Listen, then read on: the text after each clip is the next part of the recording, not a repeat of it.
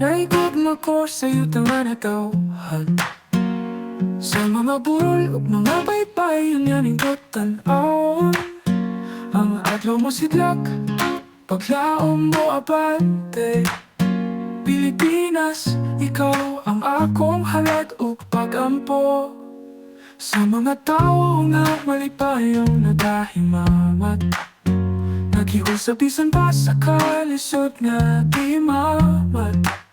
Sa katahong na imong gihatag ka namo, ikaw ang akong inspirasyon ug tamko. Nahigugma ko sa Pilipinas, sa iyang katahong nga walay kaparis.